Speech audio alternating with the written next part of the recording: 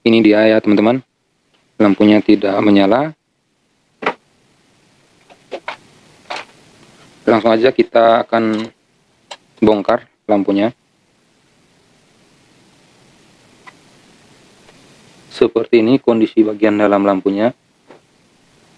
Kalau diperhatikan dengan seksama, ini akan kelihatan di bagian dalam lampunya terlihat ada titik hitam kecil seperti itu.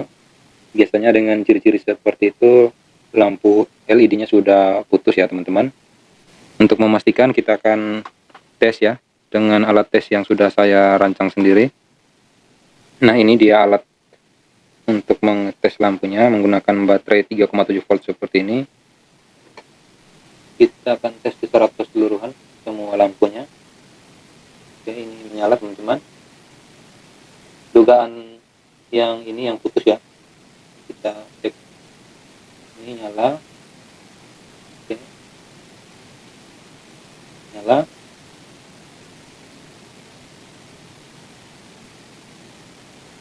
Ini pun nyala. Dan kita cek yang ini.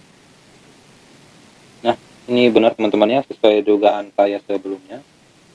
Oke, langsung aja kita akan perbaiki. Dan di sini sesuai judulnya, kita tidak akan menggunakan solder ya teman-teman. Jadi seperti apa caranya? Silakan teman-teman simak. Oke, kita akan lepaskan lampu yang ini. Caranya seperti ini teman-teman. Kita menggunakan pemanas dari korek api seperti ini.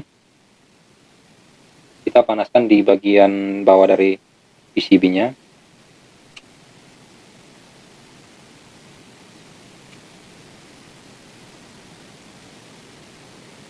Nah ini sudah copot. Nah ini dia teman-teman, lampu LED-nya sudah copot. Sekarang saatnya kita menggantinya dengan lampu yang baru ya teman-teman. Ini dia lampu penggantinya. Untuk posisi pemasangan lampu, ini bisa dilihat dari bagian bawah lampu LED-nya yang memiliki bagian timah paling banyak. Ini adalah kutub positif ya, sesuai posisinya di atas ini ya, yang ada tanda plus jika di PCB. Sedangkan untuk kutub negatif yang bagian bawah ya teman-teman. Jadi pemasangannya seperti ini.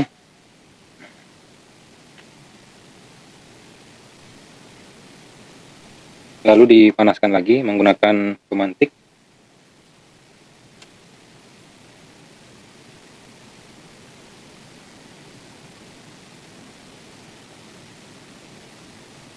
Nah, oke, ini dia teman-teman hasil pemasangan lampu LED-nya menggunakan korek api atau pemantik tadi, yang ini ya.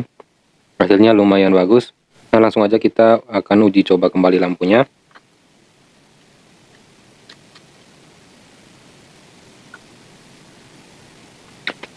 Kita colokkan ke listrik. Dan hasilnya mantap ya teman-teman. Lampunya kembali menyala dengan normal.